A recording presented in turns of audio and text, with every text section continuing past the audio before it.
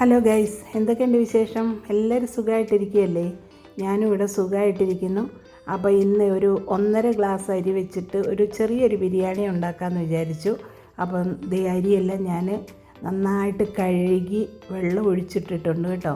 ഇതൊരു അരമണിക്കൂറെങ്കിലും ഇങ്ങനെ കുതിർത്ത് വെക്കണമേ, എന്നാലേ ആയിരിക്കും ബിരിയാണി നല്ല ടേസ്റ്റായിട്ട് വരുള്ളൂ കേട്ടോ. ഈ ഗ്ലാസ്സിനാണ് 1.5 ഗ്ലാസ് അരി എടുത്തിരിക്കുന്നത്. പിന്നെ ഒരു 10-20 കാടമുട്ട കിട്ടിയിട്ടുണ്ടായിരുന്നേ. അപ്പോൾ ആ കാടമുട്ട വെച്ചിട്ടാണ് ഞാൻ ബിരിയാണി ഉണ്ടാക്കുന്നത്. നല്ല സൂപ്പർ ടേസ്റ്റി ആയിട്ടുള്ളൊരു കാടമുട്ടയാണ്. അപ്പോൾ ഇത്രയും കാര്യങ്ങൾ നമുക്ക് ആദ്യം ഒന്ന് ചതച്ചെടുക്കണം. ഇഞ്ചി, പച്ചമുളക്, മല്ലിച്ചപ്പ്, പുതിന, വെളുത്തുള്ളി, ഇതൊക്കെ ഇച്ചിരി നമുക്ക് ആവശ്യത്തിനനുസരിച്ചെടുക്കാം കേട്ടോ. ഞാനൊരു 10-25 വെളുത്തുള്ളിയും ഒരു വലിയ പീസ് ഇഞ്ചിയും പിന്നെ ഒരു പിടി മല്ലിച്ചപ്പും പുതിനയും കൂടെയാണ് എടുത്തിരിക്കുന്നത്. ഒരു 10 പച്ചമുളകും കൂടെ എടുത്തിട്ടുണ്ട് കേട്ടോ. എരിവില്ലാത്ത പച്ചമുളകാണ്. എരിവുണ്ടെങ്കിൽ നിങ്ങൾക്ക് കൂട്ടി കുറച്ചൊക്കെ എടുക്കാം കേട്ടോ. അപ്പോൾ ഇത് ഇതേപോലെ ഒന്ന് ചതച്ചെടുക്കണം കേട്ടോ. അപ്പോൾ ഞാൻ ഈ മല്ലിച്ചപ്പിൻ്റെ തണ്ടും എല്ലാം കൂടെ ചേർത്താണ് ചതച്ചെടുത്തിരിക്കുന്നത്. അങ്ങനെയാണ് ഞാൻ സാധാരണ ചതയ്ക്കുന്നത്. അപ്പോൾ ഞാനൊരു കുക്കറിനകത്താണ് ഞാൻ ചോറ് വേവിക്കുന്നത്. അപ്പോൾ കുക്കർ അടുപ്പത്ത് വെച്ച് 1 ടീസ്പൂൺ നെയ്യും കുറച്ച് ഓയിലും കൂടെ ഒഴിച്ച് കൊടുത്തിട്ടുണ്ട്. പിന്നെ നമുക്ക് അതിനകത്തോട്ട് സ്പൈസസ് ഇട്ട് കൊടുക്കാം കേട്ടോ. പട്ട, ഗ്രാമ്പു, ഏലക്ക, കുരുമുളക്, തക്കോലപ്പൂ ഒക്കെ ഇട്ട് കൊടുത്തിട്ടുണ്ട്. അതൊന്ന് പൊട്ടി വരുമ്പോൾ അതിലേക്ക് ഒരു ഇച്ചിരി സവാള അരിഞ്ഞത് ഇട്ട് കൊടുക്കാം. 2-3 കാന്താരി ഇതേപോലെ ഇട്ട് കൊടുക്കുന്നുണ്ട് കേട്ടോ. പിന്നെ കറിവേപ്പിലയും കൂടി ഇട്ട് കൊടുക്കുന്നുണ്ട്. എന്നിട്ടത് നന്നായിട്ടൊന്ന് വഴറ്റിയെടുക്കണം കേട്ടോ. വഴറ്റി നന്നായിട്ടൊന്ന് വഴന്ന് ചുമന്ന കളറൊന്നും ആവണ്ട കേട്ടോ. ചുമന്ന കളറായാൽ നമ്മുടെ ചോറിനും ആ ഒരു കളറ് വരും കേട്ടോ. അപ്പോൾ ഒന്ന് വാടി വന്നപ്പോൾ ഞാൻ അതിലേക്ക് 1.5 ഗ്ലാസ് അരിക്ക് 2.5 ഗ്ലാസ് വെള്ളമാണ് എടുത്തിരിക്കുന്നത്. സാധാരണ 3 ഗ്ലാസ് വെള്ളം എടുക്കണം. പക്ഷേങ്കിൽ ഞാൻ കുക്കറിലായതുകൊണ്ട് 2.5 ഗ്ലാസ് വെള്ളം എടുത്തിട്ടുള്ളേ. പിന്നെ ആ ഇഞ്ചിയും വെളുത്തുള്ളിയും മല്ലിച്ചപ്പും പച്ചമുളകും എല്ലാം കൂടെ ചതച്ചത് 1 സ്പൂണും കൂടെ ഇട്ട് കൊടുത്തിട്ടുണ്ട് കേട്ടോ. എന്നിട്ടത് നന്നായിട്ടൊന്ന് ഇളക്കി കൊടുക്കണം. അതിനകത്തേക്ക് ഞാൻ ഉപ്പും ഇട്ട് കൊടുത്തായിരുന്നു. എന്നിട്ട് നന്നായിട്ട് ഇളക്കി കൊടുക്കുമ്പോൾ ഉണ്ടല്ലോ, അത് വെള്ളം നന്നായിട്ട് തിളച്ച് വന്നിട്ടുണ്ട്. അതിലേക്കൊരു നാരങ്ങയുടെ പകുതി അതിൻ്റെ നീര് ഞാൻ ഒഴിച്ചു കൊടുത്തേ.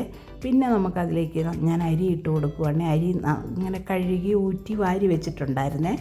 അപ്പോൾ അത് മുഴുവനായിട്ട് തന്നെ നമുക്ക് ഇട്ട് കൊടുക്കാം. എന്നിട്ട് നമുക്കൊന്ന് ഇളക്കാം കേട്ടോ. ഇളക്കിയിട്ട് നമുക്ക് അതിലേക്ക് ഞാൻ ഇച്ചിരി ക്യാരറ്റ് ഇച്ചിരി അരിഞ്ഞതും കൂടെ ഇട്ട് കൊടുത്തിട്ട് നന്നായിട്ടൊന്ന് ഇളക്കുന്നുണ്ട് കേട്ടോ. ഇളക്കിയതിന് ശേഷം നമുക്ക് അടച്ച് വെക്കണേ. അടച്ച് വെച്ചിട്ടുണ്ടല്ലോ, 1 വിസിൽ മാത്രം അടിച്ചാൽ മതി കേട്ടോ. 1 വിസിലടിച്ചപ്പോൾ ഞാനിത് ഓഫാക്കി വെച്ച്.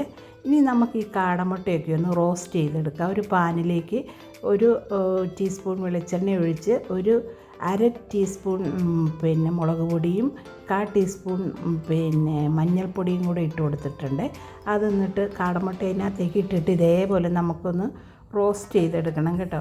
കാടമുട്ട നമ്മൾ കടയിൽ നിന്നൊക്കെ കഴിക്കാൻ വാങ്ങത്തില്ലേ, അത് ഇതേപോലെ റോസ്റ്റ് ചെയ്ത് നമുക്ക് കിട്ടും. അപ്പോൾ അത് എല്ലാവർക്കും കഴിക്കാനൊക്കെ ഇപ്പോൾ എല്ലാ കടകളിലും തട്ടുകടകളിലൊക്കെ ഉണ്ട് ഇതേപോലെ കാടമുട്ട റോസ്റ്റ് ചെയ്തത്. അപ്പോൾ ഇത് റെഡി ആയപ്പോൾ ഞാനൊരു സൈഡിലേക്ക് അത് മാറ്റി വെച്ചു കേട്ടോ. പിന്നെ ഞാനൊരു കടായി അടുപ്പത്ത് വെച്ച് അതിലേക്ക് 1 ടീസ്പൂൺ നെയ്യ് ഒഴിച്ച് കൊടുത്തിട്ടുണ്ട് കേട്ടോ. ഞാൻ നെയ്യ് കുറച്ചാണ് ചേർക്കുന്നത്, ഓയിലും കുറച്ച് ചേർക്കുന്നുണ്ട് കേട്ടോ. ഓയിലും നെയ്യും കൂടെ ഒന്ന് ഒഴിച്ച് കൊടുത്തിട്ടുണ്ട്. എന്നിട്ട് നമുക്കതിലേക്കുണ്ടല്ലോ നമ്മൾ എടുത്തു വെച്ചിരിക്കുന്ന അണ്ടിപ്പരിപ്പും കുറച്ച് മുന്തിരിയും കൂടെ ഞാൻ അതിനകത്തോട്ട് ചേർത്ത് കൊടുക്കുന്നുണ്ട്. അണ്ടിപ്പരിപ്പ് മൂത്ത് വന്നപ്പോൾ അതിലേക്ക് ഞാൻ കിസ്മിസ് ചേർത്ത് കൊടുക്കുവാണ്. എന്നിട്ട് അത് നന്നായിട്ടൊന്ന് ഇളക്കി ഒന്ന് മൂപ്പിച്ചെടുക്കാം കേട്ടോ. ആ മൂത്ത് വരുമ്പോൾ ഉണ്ടല്ലോ നമുക്കതങ്ങ് കോരിയെടുക്കണം. ഇത് കണ്ടോ, ഇപ്പോൾ ഇത് നന്നായിട്ട് മൂത്ത് വന്നിട്ടുണ്ട്. അപ്പോൾ നമുക്കിതങ്ങ് കോരിയെടുക്കണം കേട്ടോ. അപ്പോൾ ഞാൻ ഇത് കണ്ടോ, എല്ലാ ഭാഗവും നന്നായിട്ട് മൂത്ത് വന്നിട്ടുണ്ട്. ഒത്തിരി ഒന്നും അങ്ങ് മൂത്ത് വല്ലാതൊന്ന് കരിഞ്ഞൊന്നും പോകണ്ട കേട്ടോ. ഈ പരുവായപ്പോൾ ഞാനുണ്ടല്ലോ എല്ലാം കൂടെ അങ്ങ് കോരി അങ്ങ് മാറ്റുവാണ്. ഇത് കണ്ടോ, എല്ലാം കൂടെ ഞാനൊരു വേറൊരു പ്ലേറ്റിലേക്ക് കോരി മാറ്റുവാണ്.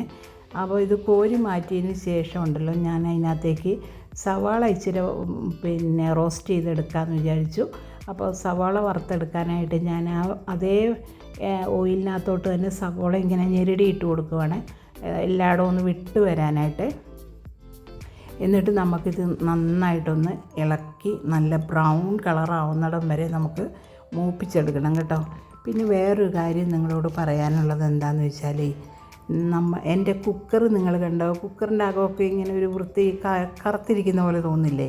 നമ്മളെപ്പോൾ കുക്കർ വാങ്ങിയാലും ഉണ്ടല്ലോ, പ്രസ്റ്റീജിൻ്റെ കുക്കർ വാങ്ങിയാൽ നമുക്ക് എത്ര വർഷം വേണേലും ഇരിക്കും കേട്ടോ. അപ്പം ഈ സമയം നമ്മുടെ ഉള്ളിയൊക്കെ ഞാൻ മൂത്ത് വന്നിട്ടുണ്ട് കേട്ടോ. അത് ഞാൻ കോരിയെടുക്കുവാണേ. ഞാൻ പിന്നെയും കുക്കറിൻ്റെ കാര്യം പറയാവേ. എനിക്കൊരു 12 വർഷം പഴക്കമുള്ള ഒരു പ്രസ്റ്റീജിൻ്റെ കുക്കറുണ്ട് കേട്ടോ ഇവിടെ. അതിൻ്റെ പിടി പോവുക ഒന്നും ചെയ്തിട്ടില്ല കേട്ടോ. നല്ല അടിപൊളിയായിട്ടിരിക്കുന്നത്. അപ്പം ഈ നമ്മൾ സാധാരണ ലോക്കൽ കുക്കറൊക്കെ വാങ്ങുമ്പോഴേ അത് പെട്ടെന്ന് അങ്ങ് എത്ര നമ്മൾ കഴുകിയാലും വൃത്തിയാകാത്ത പോലെ ഇരിക്കും. അകമൊക്കെ കറുത്തിരിക്കുന്ന പോലെ തോന്നും. ഞാൻ നല്ല കമ്പിച്ചകിരിയൊക്കെ ഇട്ടിട്ട് ഞാൻ വൃത്തിയാക്കാറുണ്ട്, എന്നാലും അത് ശരിയാവുന്നില്ല കേട്ടോ.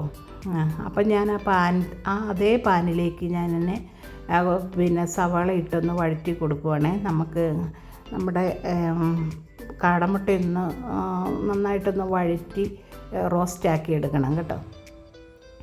അപ്പം ഇത് കണ്ടോ, സവാളയൊക്കെ ഒന്ന് ഒരുവിധം വഴന്ന് വന്നപ്പോൾ അതിലേക്ക് ഞാൻ വെളുത്തുള്ളി, ഇഞ്ചിയും എല്ലാം കൂടെ ചതച്ച് വെച്ചില്ലേ, അതങ്ങ് ചേർത്ത് കൊടുക്കുവാണേ.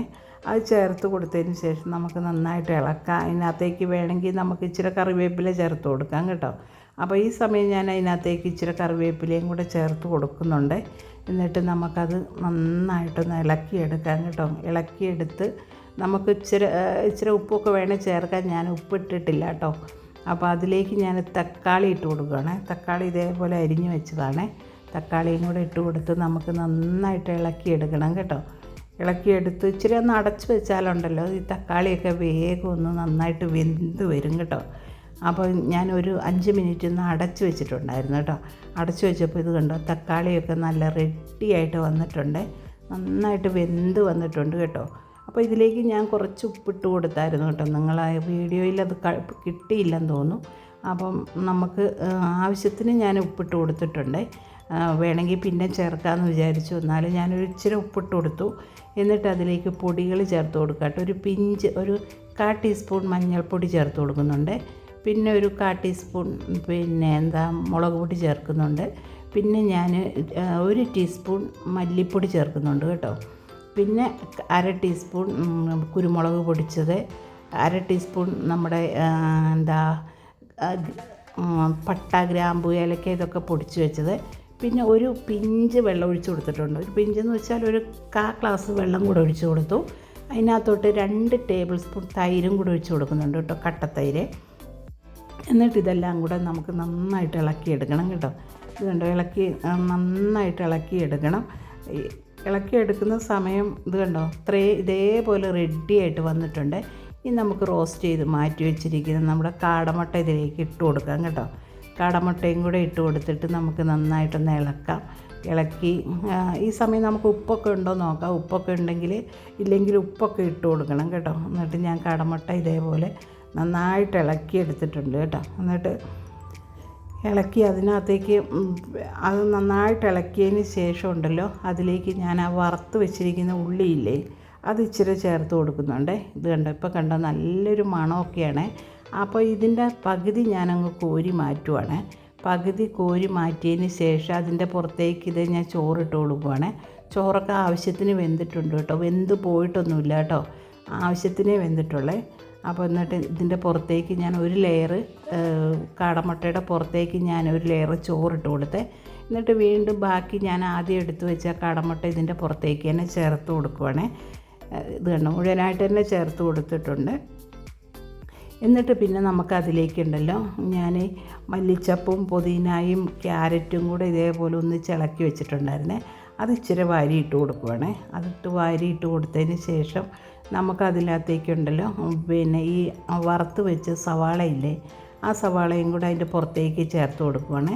അതിനകത്ത് അണ്ടിപ്പരിപ്പും മുന്തിരിങ്ങയും ഉണ്ട് കേട്ടോ, അതും കൂടെ ഞാൻ അതിൻ്റെ കൂട്ടത്തിൽ തന്നെ ചേർത്ത് കൊടുക്കുന്നുണ്ട് കേട്ടോ. ചേർത്ത് കൊടുത്തതിന് ശേഷം ഞാനൊരു ഇച്ചിരി ഫുഡ് കളർ, ഒരു മഞ്ഞ കളറ് ഒരു ശകലം ചേർത്ത് കൊടുക്കുന്നുണ്ട് കേട്ടോ, ചോറിനൊക്കെ ഒരു കളറ് കിട്ടാനായിട്ട്. അപ്പോൾ ഇതേ ബാക്കി ചോറും കൂടെ ഞാൻ അതിൻ്റെ മേലേക്ക് ഇട്ട് കൊടുക്കുകയാണ് അടുത്ത ലെയറായിട്ട്. അപ്പോൾ ഇത്രയും ചോറേ ഉള്ളൂ കേട്ടോ, ഞാൻ 1.5 ഗ്ലാസ് അരിയല്ലേ ഇട്ടുള്ളൂ, ഞങ്ങൾ 2 പേരും മാത്രമേ ഉള്ളൂ. അപ്പോൾ ബാക്കി ചോറും കൂടെ ഇട്ട് കൊടുത്തതിന് ശേഷം ഇതുപോലെ മല്ലിച്ചപ്പും പുതിനയും ക്യാരറ്റും കൂടെ അരിഞ്ഞ് ചേർത്ത് കൊടുത്തു. പിന്നെ ഞാൻ ഇച്ചിരി ഉള്ളി വറുത്തത് ചേർത്ത് കൊടുത്തു, ഇച്ചിരി നെയ്യ് ഒഴിച്ച് കൊടുത്തു. പിന്നെ അതിനകത്തേക്ക് ഞാൻ ഇച്ചിരി ഉണ്ടല്ലോ മസാലപ്പൊടി പൊടിച്ചതും കൂടി ചേർത്ത് കൊടുത്തിട്ടുണ്ട് കേട്ടോ, പട്ടയൊക്കെ പൊടിച്ചതും കൂടി ചേർത്ത് കൊടുത്തിട്ടുണ്ട്. എന്നിട്ടൊരു 5 മിനിറ്റ് ഇതേപോലെ ഫ്ലെയിമിൽ വെച്ചിട്ടുണ്ട്. അപ്പം കണ്ടോ, അപ്പം ഞാൻ തുറന്ന് നോക്കുമ്പോൾ ബിരിയാണിയൊക്കെ നല്ല അടിപൊളി സൂപ്പറായിട്ട് വന്നിട്ടുണ്ട് കേട്ടോ. ഞാൻ നിങ്ങളെ ഇളക്കി കാണിക്കാം കേട്ടോ. ഇത് കണ്ടോ, നല്ല അടിപൊളി നല്ല മണമൊക്കെയാണേ. അപ്പോൾ ഇതുപോലെ ചെയ്ത് നോക്കണം കേട്ടോ. നല്ല അടിപൊളി ബിരിയാണിയാണ് കേട്ടോ, എല്ലാവർക്കും തന്നെ ഇഷ്ടപ്പെടും. പിന്നെ ഞാൻ ചിലപ്പോഴൊക്കെ നമ്മൾ ചോറൊക്കെ വെക്കുമ്പോൾ ഒത്തിരി കറിയൊക്കെ വെക്കണ്ടേ, ഇതാകുമ്പോൾ നമുക്ക് വീട്ടിൽ ഇതേപോലെ എന്തെങ്കിലുമൊക്കെ ഉണ്ടെങ്കിൽ ഇതേപോലെയൊക്കെ ബിരിയാണി വെക്കാം കേട്ടോ. അപ്പോൾ അടിപൊളി ബിരിയാണിയാണ്, കാണാൻ തന്നെ നല്ല സൂപ്പറല്ലേ, കഴിക്കാനും നല്ല ടേസ്റ്റായിരുന്നു കേട്ടോ. പിന്നെ ചിക്കനൊന്നും ഇല്ലെങ്കിലും ബീഫോ ചിക്കനോ ഒന്നും ഇല്ലെങ്കിലും നമുക്ക് ഇതേപോലെയൊക്കെ ബിരിയാണി വെക്കാം കേട്ടോ. മുട്ട വെച്ചിട്ടൊക്കെ ബിരിയാണി വെക്കാം.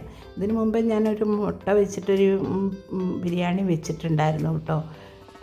അപ്പോൾ ഇത്രയേ ഉള്ളൂ. വീഡിയോ കണ്ട് ഇഷ്ടപ്പെടുകയാണെങ്കിൽ ലൈക്ക് ചെയ്യാനും കമൻറ്റ് ചെയ്യാനും സബ്സ്ക്രൈബ് ചെയ്യാനും മറക്കണ്ട. Thank you.